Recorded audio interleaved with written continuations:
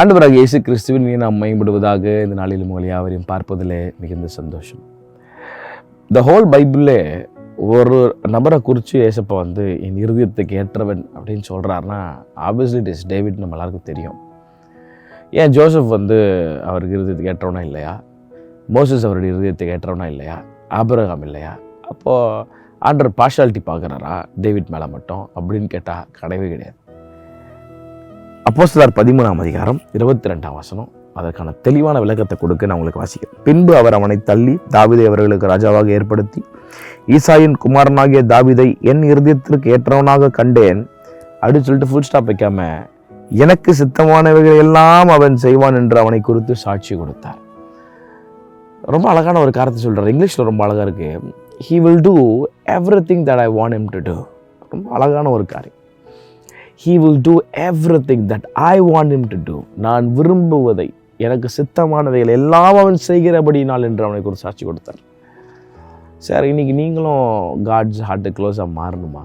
You are obviously close to God by the blood of Jesus Christ. But அவருடைய சித்தத்தை செய்கிறோமா? அவர் சொல்கிறது எல்லாத்தையும் தாவீது செஞ்சார்.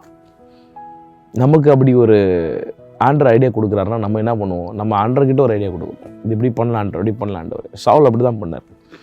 பார்ஷியல் ஒபீடியன்ஸ் பண்ணார். ஆனால் ஆண்டருடைய பிரதான ஆசீர்வாதம் சவுலுக்கு போவே இல்லை. But David man after God's own heart. ஏன்? ஆண்டவர் சொன்னதை எல்லாம், விரும்பினது எல்லாம், ஆண்டர் சித்தத்தை எல்லாமே செஞ்சார். இன்றைக்கி இதை பார்த்து கொண்டிருக்கிற அன்பு வாலிபனே, இன்றைக்கி ஆண்டர் சொல்கிறது எல்லாம் செய்ய முடியுதா?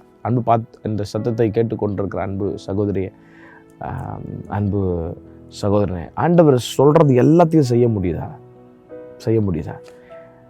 ஆண்டவர் சில நேரத்தில் ஆண்டவர் சொல்கிறது நமக்கு பிடிக்காமல் இருக்கலாம். But still are we listening to him? எனக்கு சித்தமானவைகளை எல்லாம் அவன் செய்வான் என்று அவனுக்கு ஒரு சாட்சி கொடுத்தார். செய்ய முடியுதா சார்? இன்றைக்கி ஆண்டவர் ஒரு ஐடியா கொடுத்தா நம்ம ஆண்டருக்கு மேலே ஒரு ஐடியா கொடுக்குறோம். அதனால தான் வாழ்க்கை ஆசீர்வாதம் இல்லை. வாழ்க்கையில் எல்லாம் தாமதமாக நடக்கிறது. நம்ம மேலே தப்பு வச்சுக்கிட்டு ஆண்டர் பழி போடுறது, ஆண்டர் ஜபத்தை கேட்கலன்னு சொல்லிட்டு. தாவீதை குறித்து ஆண்டவர் சொல்கிற ஒரு காரியம், he will do everything.